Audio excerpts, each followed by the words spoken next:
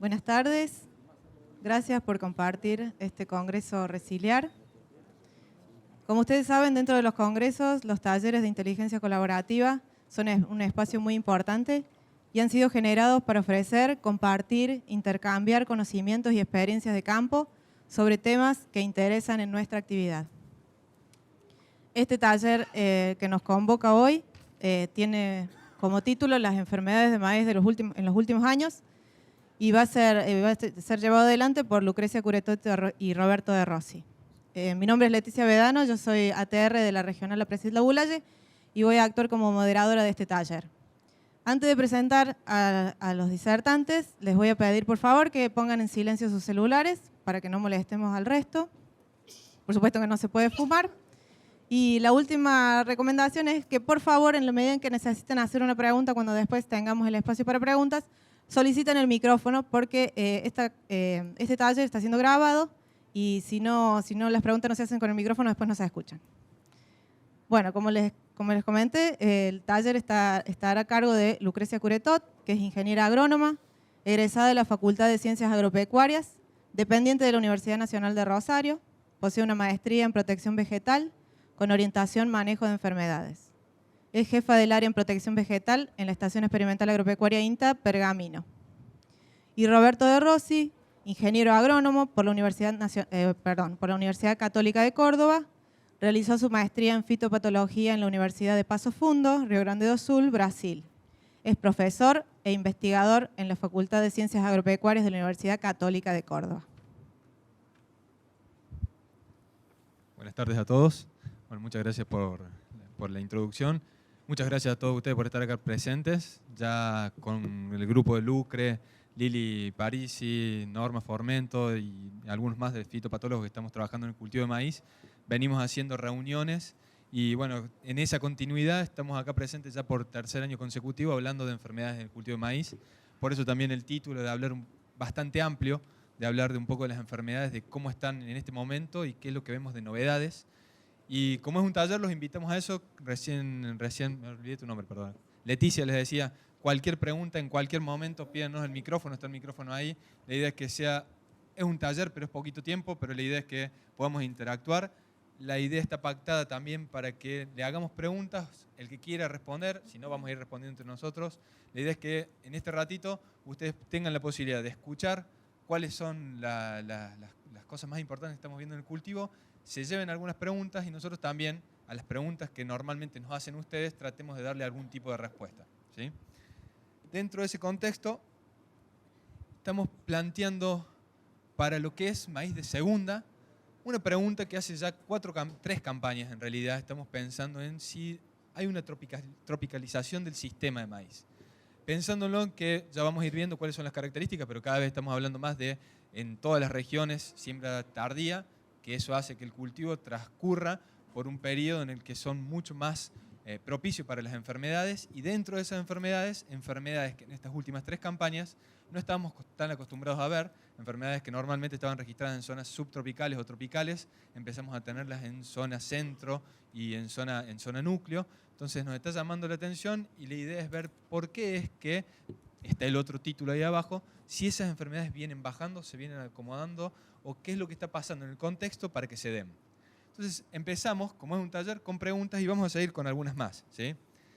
Y esto es como para que se vayan contextualizando con lo que queremos que ustedes piensen, se saquen las dudas y nosotros tratemos de ayudarles con la información que tenemos a que se vayan con un poco más de información. ¿Cómo está la actualidad de las enfermedades más importantes del cultivo? ¿Cómo están progresando? Un poco esto que veníamos hablando de ahora, de las enfermedades nuevas, las que se están acomodando en las zonas más subtropicalizadas. ¿Qué estamos viendo de las enfermedades biotróficas o necrotróficas? ¿Cuáles son las diferencias? ¿Cómo se están dando? ¿Qué hacemos o cómo hacemos monitoreo? ¿Sí? Que en cultivo de maíz ya lo venimos hablando hace mucho tiempo y cada vez que nos toca este tema lo volvemos a plantear. Es un tema primordial y que estamos muy atrasados. ¿Cómo estamos con los germoplasmas que nos manejamos? En cada región, por supuesto, cambian, pero ¿qué información llegamos a tener de eso? ¿Qué pasa con los fungicidas? Si están funcionando o no, si tienen control, si hay respuesta. Y por último, en el cultivo de maíz es fundamental es ver cómo estamos aplicando, si la manera que estamos aplicando es eficiente, si es el momento oportuno. Todo esto como introducción para que lo vayan pensando y el que tenga dudas vaya pensando hacia dónde va la charla. ¿Sí? Largamos entonces con los dos primeros puntos. Bárbaro. Bueno, y este aumento en la presencia e intensidad de las enfermedades de maíz empezó por allá y hace tiempo. Nosotros somos todos muy jóvenes seguramente, pero nos acordamos de lo que fue el mal de Río Cuarto, que hizo bastantes destrozos y tuvimos bastantes problemas, más que nada por una cuestión de resistencia genética. Después empezamos a ver y a prestar más atención y apareció lo que es roya en maíz. Después tizón, cuando empezamos a pasar a fechas de siembras más tardías, climas más cálidos, algún tipo de cambio climático con más horas de mojado foliar y lluvias frecuentes, podredumbre de raíz y base de tallo. Y a eso se le fue agregando y fuimos poniendo, creo que cada vez fuimos afinando más la sintonía para tener más productividad de nuestros cultivos, a lo que son pudriciones de espigas. Y ya en estas últimas campañas también lo que es bacteriosis. Ya hace 8 campañas que empezamos a ver un incremento de lo que es bacteriosis y que nos confundieron mucho con otras enfermedades foliares. Y también muy importante y preocupante, y hablando de tropicalización, y me suena a Brasil, hay que ir a verlas allá, pero por ejemplo cercosporiosis, roya polisora, que son enfermedades muy importantes en el norte de nuestro país y que ya todo el grupo de la Universidad Católica, Margarita Sillón, Norma Formento, nosotros en norte de Buenos Aires las estamos empezando a ver con mayor intensidad y mayor frecuencia. A esto aumento hay algunas características agronómicas que fueron sumándose para que todo esto, este incremento de enfermedades se produzca, que es la gran superficie bajo siembra directa, que quedan, muchos de estos patógenos son necrotróficos, salvo las royas que son biotróficas, que vuelan a grandes distancias por el viento. En cambio los necrotróficos están en semilla o in situ dentro de nuestro lote. La falta de rotaciones, el uso de materiales templados y tropicales, más al norte también, la genética, la resistencia, las fechas de siembra tardía, los famosos puentes verdes, sobre todo con el tema de royas. Lo vimos esta última campaña en trigo, con lo que fue roya del tallo. Compartimos zona epidemiológica con Uruguay, con Entre Ríos, norte de Santa Fe. Y esto también pasa mucho en maíz con el tema de las royas. Las esporas de royas pueden volar a grandes distancias por el viento. Y a su vez hay un escaso monitoreo también. Cuando antes no había maíz BT, hubo un gran hincapié del ingeniero Nicolás Giannone, cuando monitoreábamos hojitas y mirábamos hojita por hojita para ver las hojas de diatraea. Y ahí prestábamos atención a las enfermedades. Y ahora entramos a los lotes de maíz, monitoreamos. Así que bueno, un poco era eso, y que este ambiente predisponente que se está dando, como por ejemplo este abril tan lluvioso en maíces de fecha de siembra tardía, más este incremento de las enfermedades, hizo que se produjera todo este gran prevalencia de enfermedades foliares. Solamente como un ejemplo de lo que estaba explicando recién Lucre, nos parecía importante mostrarle este gráfico que los que tuvieron posibilidad de participar, por ejemplo, en el último Congreso de Maíz, el Congreso estuvo basado principalmente en lo que fue la gran incorporación de la siembra tardía, y se habló del nuevo cultivo, del cultivo de maíz en siembra tardía. Y en el cultivo, cuando nos ponemos a ver los datos del país, vemos que Argentina... Acá está Bien. Argentina es uno de los pocos países, de los grandes productores de maíz, que tiene una cantidad de tiempo el cultivo en los lotes, que es muy marcado con respecto a la diferencia que puede marcarse con Brasil o Estados Unidos, en los cuales la concentración tanto de siembra como cosecha hace que el cultivo esté menos tiempo en el campo, y por eso es que estamos hablando de estos puentes verdes o esta cantidad de material que puede estar contaminado o que se puede ir difundiendo de un lado hacia otro. Todas estas características agronómicas que recién presentaba Lucre, es lo que nos está llevando a ver estas grandes intensidades de enfermedad a campo, enfermedades necrotróficas, biotróficas, como explicó recién Lucre, y son lo que nos llevó a que estuviésemos trabajando en conjunto, que estuviésemos generando estos tipos de talleres, y ahí empezamos ya con preguntas un poco más importantes, ¿sí? De acá pasamos ya a hacerles las preguntas a ustedes, para empezar a pensar qué hacemos nosotros frente a esta situación. Lo primero y fundamental es qué hacen para darse cuenta que está en el campo, cuándo hacen monitoreo, cómo lo hacen, cómo lo diagnostican. Antes que nosotros lo respondamos, quisiéramos ver si alguno se anima a decir cómo monitorea o qué ve a campo en el cultivo de maíz. Sí. Para un segundito es el... Recuerden lo del micrófono. Lo recordaba para el final, no para la parte intermedia, perdón. Yo personalmente, sin meterme en cómo se hace el monitoreo, creo, y no sé si algunos de los presentes coinciden conmigo, que en prácticas de siembra tardías o de segunda, los últimos años con el incremento de quiebre de resistencia o del incremento de Spodoptera, se ha vuelto a monitorear. Si después la pregunta está más enfocada en cómo se hace, si es eficiente o no, yo particularmente, o por lo menos en la zona que me desempeño como asesor comercial, veo que el productor está con más presencia en el lote de maíz que cuando empezó a sembrar maíz tardío de segunda, que pagando un evento se olvidaba. Eso es una opinión mía, me parece que hay más presencia del productor en el lote. Sí, nosotros también lo vemos, nada más que siempre ponemos esa imagen para que lo tengan en cuenta. Es decir, todos los que están acá tenemos una gimnasia de entrar al lote de soja totalmente distinta, una continuidad y una asiduidad de ir al lote, que sabés que tenés que ir cada 7 días, no podés pasarte en algunas épocas de menos días, pero en el cultivo de maíz, a pesar de eso, y si nos ponemos en zonas, por ejemplo, de gran presión de cogollero, nuestra zona del centro-norte de Córdoba, o un poco más al norte también, el productor tiene esa idea de al cultivo de maíz ir unas veces más, pero no es una cantidad de veces como para hacer un monitoreo y poder tomar una decisión para este tipo de enfermedades que están teniendo alta presión en algunas regiones, de tomar una decisión a tiempo. Entonces sí está planteado y sí lo vemos, y con el quiebre de resistencia y con el cambio de tecnología estamos viendo que hay una ida más al campo. Pero si nos ponemos a pensar, son bastante menos que con el cultivo de soja. O les tiro de vuelta a ustedes la pregunta. Aparte de parte menos, el daño al cogollero es un daño muy visible, que da un aspecto que nos hace ir a verlo. Las enfermedades quizás no se le da la misma importancia, pero bueno, es también algo para ir al lote, pero es mucho más visual el impacto de lo que es cogollero. Si lo queremos hacer más gráfico, a ver, más fácil. ¿Cuántas veces piensan que ustedes pueden entrar en un lote de maíz? En número. Durante la campaña.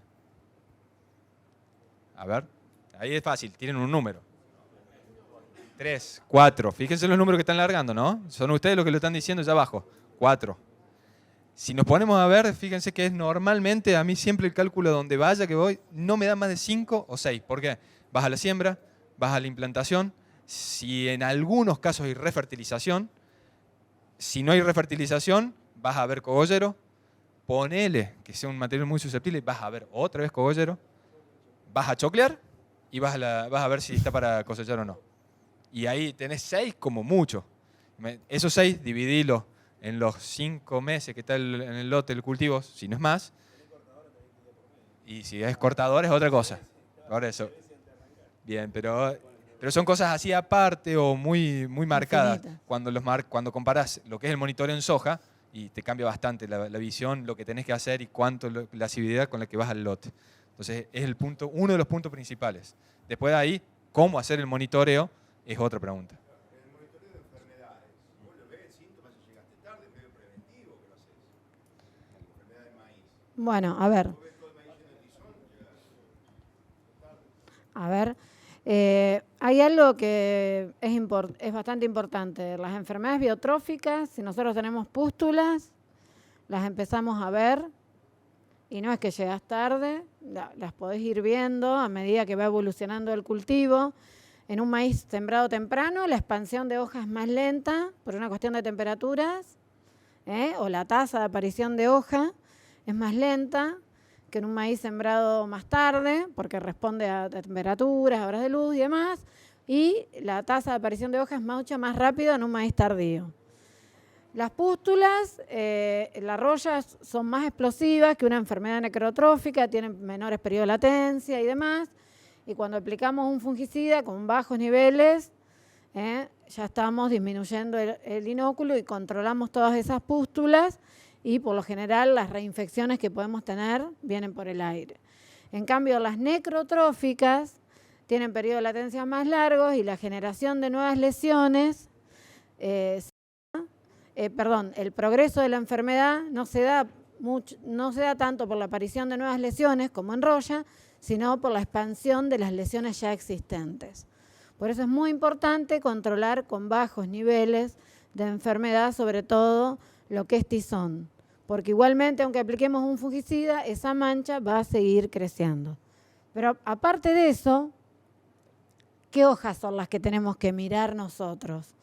¿Cuáles son? Acá tenemos la espiga y aquí están las hojas que rodean la espiga. ¿Por qué les parece que siempre tratamos de ver esas o las últimas hojas completamente desplegadas?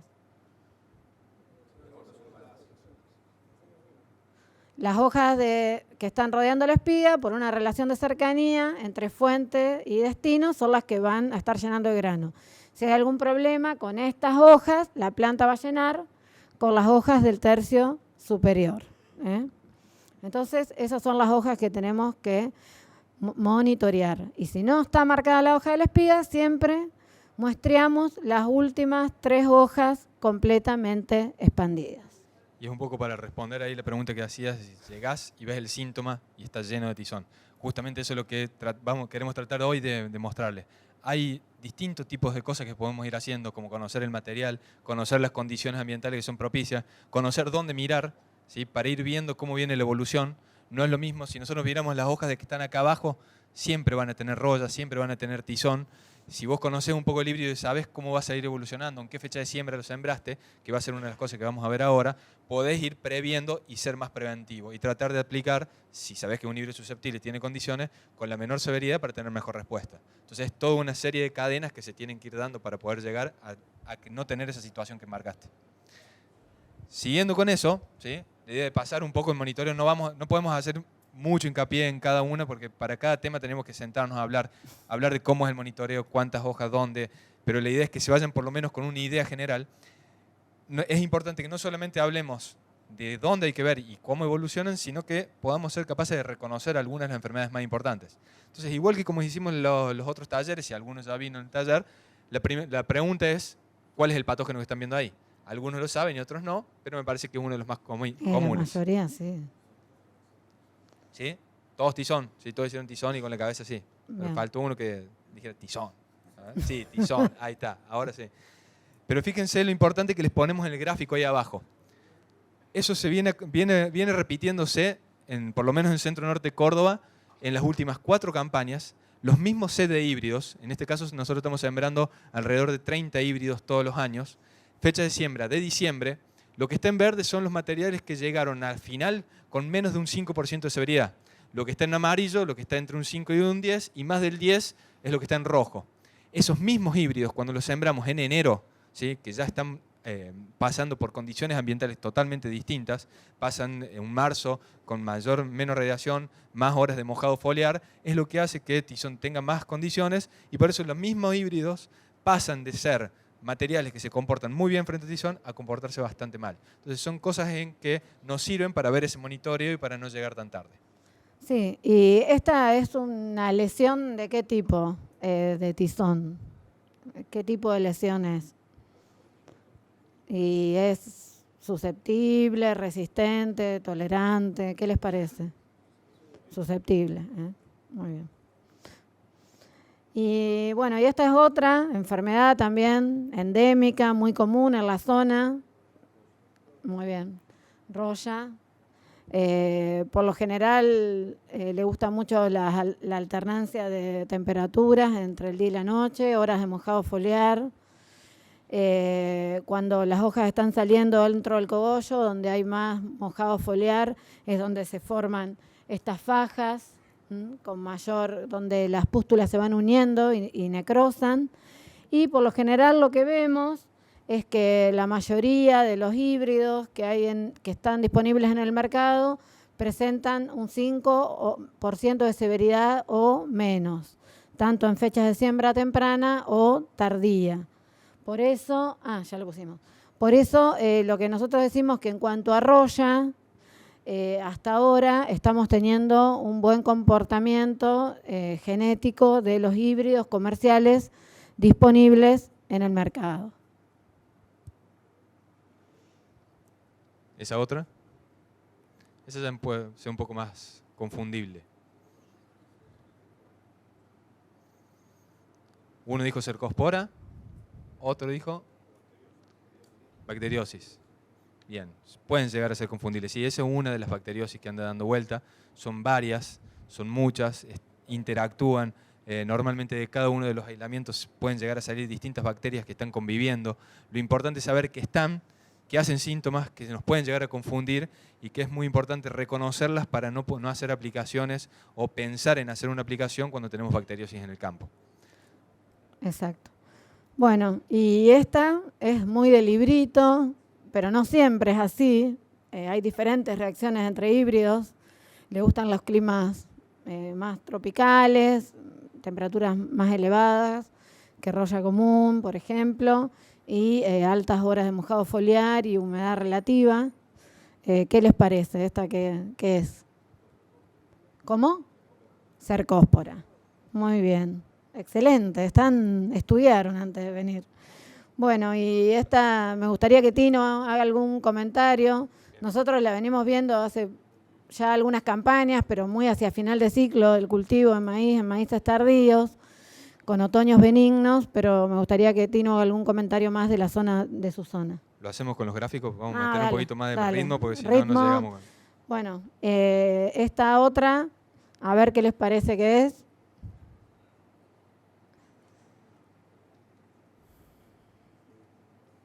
Bueno, esta es Roya polisora. Es muy importante, acá está Norma Formento en su zona.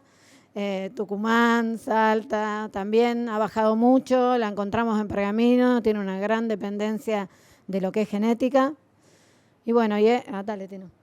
Bien. No, y bueno, y ahora era como para cerrar un poco y darle un poquito de importancia a enfermedades que están siendo muy importantes esta campaña, y lo fueron la campaña pasada y la anterior con otoños muy húmedos. Si esa no hace falta que les diga mucho, creo que todos la conocen. Si son distintos tipos de pudriciones, no vamos a entrar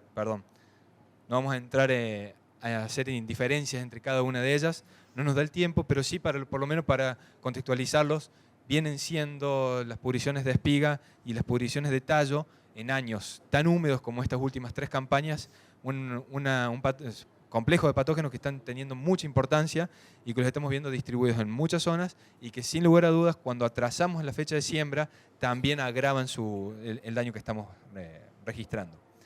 Además de eso, una de las cosas que queríamos mostrar es que eso es muy fácil. Todas las fotos que les mostramos son fotos típicas, fotos que llaman la atención, pero lo que normalmente nos encontramos en el campo son con este tipo de situaciones, más en estas últimas campañas de tantas condiciones. Entonces acá sí ya empieza a hacerse un poco de ruido. Recién lo practicaron, así que fácilmente pueden saber que por lo menos 2 patógenos que hay ahí dando vuelta. ¿Qué son? ¿Qué roya? Bien, roya polisora y cercóspora. ¿tá? También pasan otras situaciones. ¿Qué tenemos ahí? Tizón, pero ¿qué característica tiene? Fíjense acá y fíjense acá. Y hoy yo les preguntaba qué tipo de reacciones veían. Muy bien. Bien, entonces ahí empezamos a tener el mismo patógeno, ¿sí? Pero que produce distintos síntomas frente a la reacción que tiene con cada híbrido. Entonces ya estamos metiendo un ítem más a la determinación. Y después nos encontramos con estas cosas, que también pueden ser cosas que les puede llamar la atención. ¿Qué puede ser? Esta que les parece acá arriba y esta acá abajo. Le damos una subidita.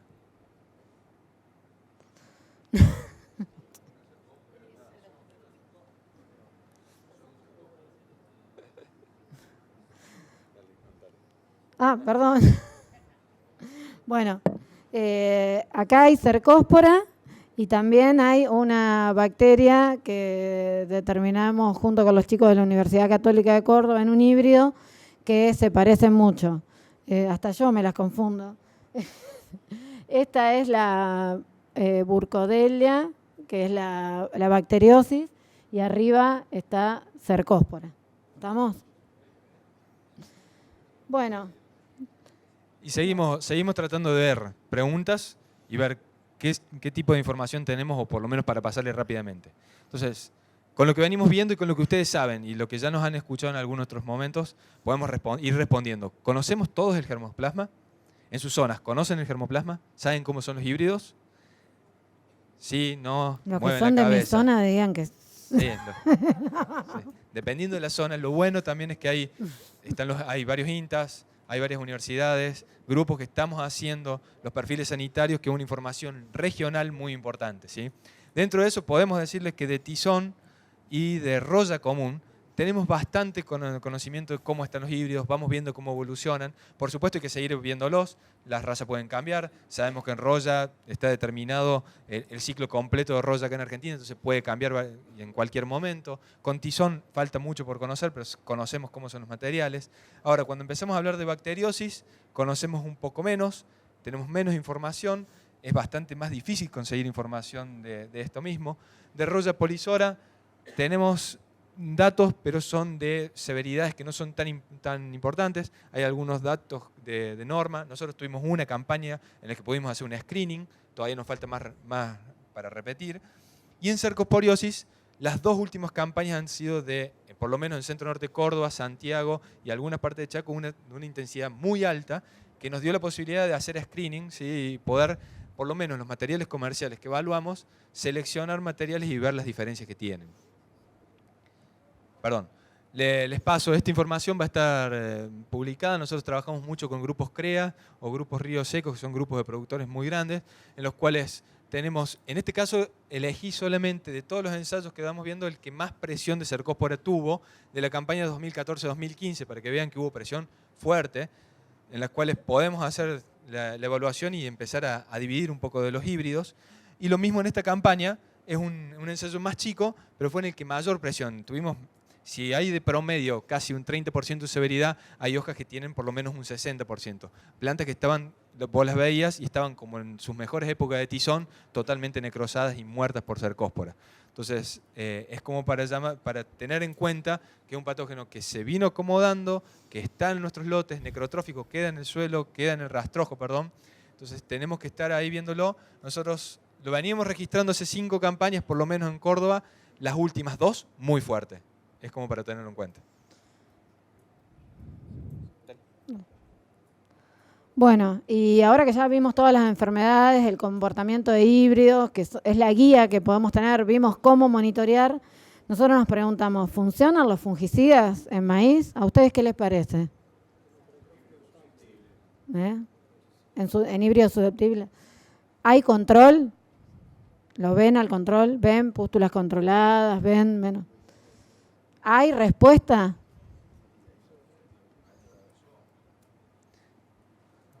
Bien, como para darles un poco más de datos de eso, sí vemos que funcionan, que hay control y hay respuestas. Vamos a hacer algunos ejemplos, no tenemos para hablar muy mucho, pero sí sepan que estamos trabajando desde bien la base de saber cómo son las concentraciones inhibitorias, cómo es la sensibilidad de cada patógeno para cada ingrediente activo. Estamos trabajando desde la base para ver cómo son a nivel de laboratorio, tener esa información y eso mismo que están viendo ahí, verlo a campo, ¿sí? En híbridos muy susceptibles. Por ejemplo, ahí tienen un ejemplo. ¿Sí? En híbridos muy susceptibles, con una sola aplicación, la diferencia visual que ya te deja, mostrando que lo que estamos viendo en el laboratorio se ve a campo, pero con eso hay que seguir y viendo los distintos momentos y qué es lo que pasa. Y la eficacia de control. Bien, ahí como para tener datos, nosotros con nuestros ensayos, normalmente cuando lo haces con mochila, lo más seguro es que con tizón, si llegas de forma temprana en híbridos, podés tener porcentajes de controles de un 70, un 80% y en algunos casos hasta un poquito más. Pero el promedio es bastante más bajo, ¿sí? Nos vamos a un 50 y pico, un 60%. Tizón no se controla tan fácil como las rollas, que lo va a comentar Lucre, pero que normalmente tiene un porcentaje de control bastante más elevado. Sí, bueno, breve. Tener un porcentaje de control de tizón del 60% realmente es muy bueno. Las enfermedades necrotróficas son mucho más difíciles de controlar. Las manchas que ya están instaladas no se van a borrar, no es como cuando tenemos varicela y se nos van. Esas manchas siguen incrementándose de tamaño, aunque en una tasa menor. Y sobre todo, en las biotróficas, nosotros vemos que la eficacia de control de los fungicidas es desde un 90 hasta un 95%. Esto pasa en trigo, pasa en soja y también en lo que es maíz. Por eso ahora después vamos a hablar más del tema de calidad de aplicación. Bien. Y así como en Roger y Tizón saben y tienen acceso a un montón de información y hemos generado y tenemos esos porcentajes, en estas últimas campañas salió la misma pregunta que les hacíamos nosotros a ustedes, si hay respuesta y hay control, es lo que nos hacían a nosotros con Cercospora. Entonces estas últimas 2 campañas estamos trabajando con eso y miren, les pongo dos de los ensayos que venimos trabajando. El primer gráfico, la primera barra, es cómo estaba al momento de la aplicación la severidad, una severidad que para Cercospora ya puede ser bastante alta, un 1,5% de severidad. Fíjense que pasó a casi un 30% y con una sola aplicación de fungicida comercial llegamos a tener casi un 70% de porcentaje de control.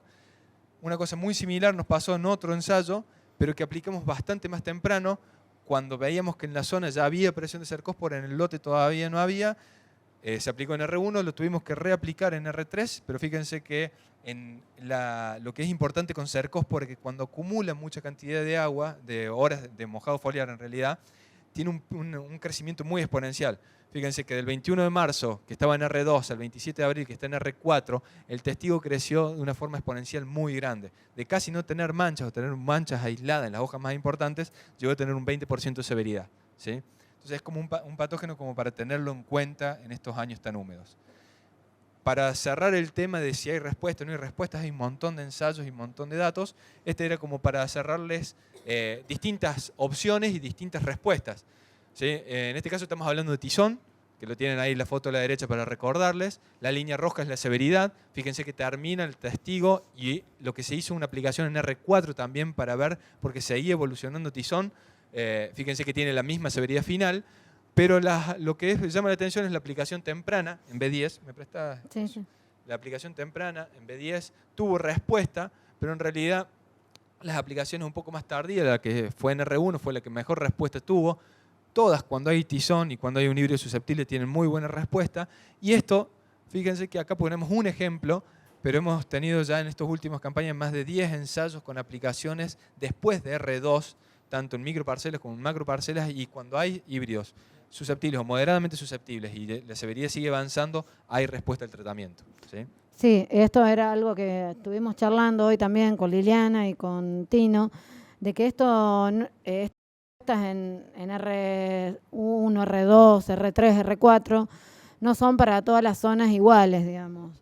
Eso depende mucho de la condición climática. Para norte de Buenos Aires, sur de Santa Fe, la principal limitante ya hacia R2 empieza a ser la limitante climática, las horas de luz, la temperatura y no las enfermedades. Por eso siempre hay que ver cómo estamos en cuanto a umbrales, en cuanto a intensidad de la enfermedad y cómo se prevén que van a ser esas condiciones y también del ciclo del híbrido que estamos utilizando. Y bueno, una pregunta que nos hacemos es si estamos aplicando de manera eficiente. ¿Qué les parece? Maíz, las aplicaciones, la mayoría que se hacen aéreas. ¿Tarjetean esos lotes? ¿Saben cuánto llega a las hojas del tercio medio? Bueno. Bien. Justamente en eso acuérdense que estamos hablando de enfermedades en fecha de siembra tardías que además se dan cuando tienen muchas horas de mojado foliar y que normalmente tienen este tipo de curvas de crecimiento. Acá tienen varios curvas de crecimiento de tizón en distintos híbridos. Cercospora viene haciendo una cosa muy parecida, pero normalmente la curva empieza a ser bien exponencial después de R2, cuando el cultivo nosotros normalmente ya dijimos en el cultivo de maíz que ya no lo van a ver más, que es la percepción natural, y es cuando realmente hay que verlo más seguido en ese tipo de cosas. Fíjense que normalmente se hablan de aplicaciones en B10 o alrededor de B10, alrededor de BTR1, pero con este tipo de patógenos hay que tener en cuenta ese tipo de crecimiento y de aplicaciones. Sí, también esto es importante. Nosotros siempre hablamos de que las rollas son muy explosivas, pero Tizón sobre todo tiene una alta esporulación en la lesión. Y cuando hay horas mojado foliar y lluvias frecuentes, tiende a ser una enfermedad de crecimiento exponencial.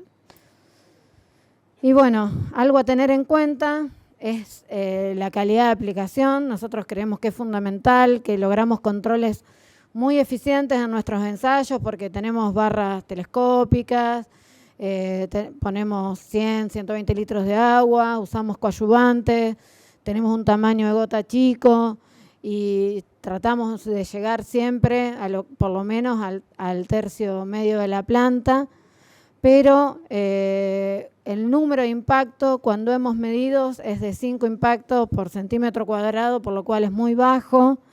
Y ese impacto tendría que ser en por lo menos 30. Entonces también ahí están las fallas, que empezamos a hablar que un fungicida no funcionó o que no funciona para tal enfermedad, pero creo que donde más tenemos que poner hincapié es en el tema de calidad de aplicación. Todas las preguntas anteriores se anulan si no llegamos con una buena calidad de aplicación, que es la primera pregunta. Si tenemos el mejor fungicida, llegamos al mejor momento, conocemos el libro de condiciones ambientales, sabemos que es el mejor ingrediente activo que podemos poner, pero le estamos errando, como les dije recién, se anularon toda esa información que generamos y que estuvimos viendo. Cuando hicimos ese tarjeteo, nos marcó eso. Y ahí empezamos a tener un montón de respuestas a por qué había tanta heterogeneidad de respuestas. ¿Sí? Sí, algo más breve sobre el tamaño de gota. Si nosotros también hacemos tamaño de gota muy grande, también a veces y con condiciones climáticas altas temperaturas, tenemos mucho producto sobre el tercio superior y a veces tenemos problemas de fitotoxicidad. Solamente para recordarles, los que hayan tenido las zonas que tuvieron problemas de diatraea o cogollero, que están más acostumbradas a hacer aplicaciones con maíces ya crecidos, son las zonas en las que hemos visto que tienen mejor tipo de aplicaciones. Las que no están acostumbradas y empiezan a hacer utilización de fungicida, normalmente hay que chequearlas un poco más. ¿Sí? Bueno, y como para cerrar y después quedar abierto todo lo que sean preguntas, un resumen de lo que nosotros pensamos que deben tener siempre en la cabeza en cuanto al manejo de enfermedades. Conocer y saber cómo es la genética, tratar de identificar lo mejor que puedan todo el tipo de lesiones que haya dando vuelta, poder con el tiempo empezar a manejar la cuantificación, saber si tienen poco, mucho, si vale la pena hacer algo o no. Eso está muy atado a conocer el híbrido y el monitoreo. Por supuesto, la gran ventaja que tenemos con enfermedades son las condiciones ambientales. Si ustedes conocen las condiciones ambientales que son propicias para cada patógeno, les da una mano muy grande para saber qué es lo que tienen que hacer. Y por supuesto, si llegan a tener que hacer un control, conocer cuál es la especificidad y cuáles son las formas de hacerlo más eficientemente. Y bueno, este es el año del maíz, por lo cual estar atentos, o se dice que va a ser el año del maíz, por lo cual estar atentos a las enfermedades que pueden reducir la producción y el rendimiento va a ser muy importante. Bueno, muchas gracias y estamos abiertos a preguntas. Y agradecer y nombrar a todo el equipo de la Católica, a todos nuestros compañeros de trabajo que están acá, Hernán, Gerardo, Liliana, Fernando, a Fernando, a Gustavo y a Cristina que forman todo el equipo de trabajo. Bueno, muchas gracias. Abrimos el espacio de preguntas. Les pido que soliciten el micrófono porque por más que se escuche dentro de la sala, después para lo que queda grabado, la pregunta hecha sin micrófono no queda registrada. Buenas tardes. Quería preguntarte si siguen detectando feoferia más hacia el sur, porque hubo años que hasta aquí alrededor de Rosario pudimos detectarla y otros años se ha confundido mucho con lunar blanco.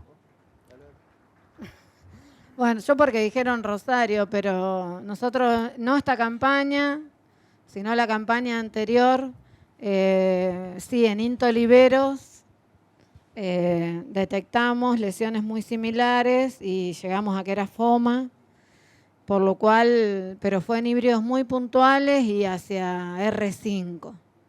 Y fue el año que también tuvimos roya polisora en oliveros. Pero a esta campaña no. No, te estoy hablando de 3 o 4 campañas atrás. No, ahí entonces se hizo no. la detección. No, lo que pasa es que esa fue un caso puntual, pero lo que por ahí eso fue en el mes de abril prácticamente. Lo que quizás ustedes están comentando es las detecciones hacia octubre, noviembre, diciembre. Las de diciembre son derivadas de paraquat. Acá están los amigos que hacen mucha arveja, que por uso de desecantes. También hay algunas bacteriosis, como pantoeas, pero más el famoso lunar blanco, que Norma tiene muchos trabajos publicados, que por lo general es cosmética, pero las derivadas de paraquat, el paraquat por inversión térmica puede volar a grandes distancias, por viento, y a su vez no solamente los desecantes para arveja, sino también lo que es doble golpe para control de rama negra, que se usa mucho. Eso hace que también tengamos muchas manchitas blancas, no solamente en maíz, sino también en soja. Sí, nosotros solamente para comentarle, una cosa es lunar blanco, que lo vemos desde la primera hoja y de forma aleatoria en cualquier momento, en cualquier híbrido, en cualquier circunstancia, que es todo lo que estuvo contando Lucre recién, y lo que sí nos está preocupando es aquella imagen que tiene allá arriba, que es distinta, que ese sí es una foma, es un tipo de foma, que es lo que llamamos mancha blanca, que sí le estamos registrando en las últimas 3 campañas de una forma mucho más asidua, en muchos híbridos, y de una forma que había cambiado totalmente, entonces sí llama la atención como para seguirla. Y un poco marcando lo que estamos hablando, esa roya polisora y cercóspora son normalmente enfermedades de zonas subtropicales o tropicales y que cada vez las tenemos con mayor presencia en distintas regiones.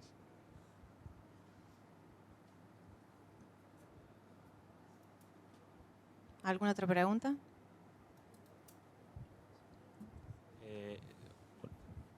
Hola, sí, quería ver que, para la zona de sur de Pehuajó, sur de Ruta 5, qué umbrales están manejando de roya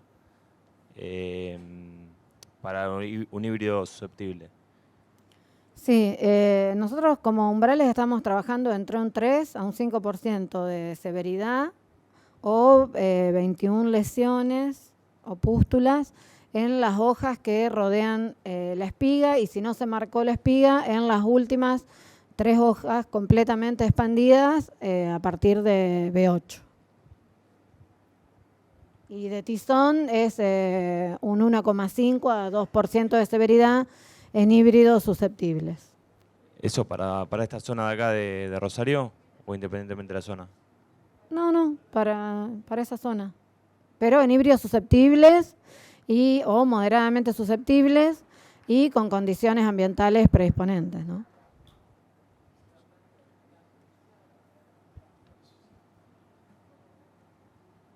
¿Alguna otra pregunta?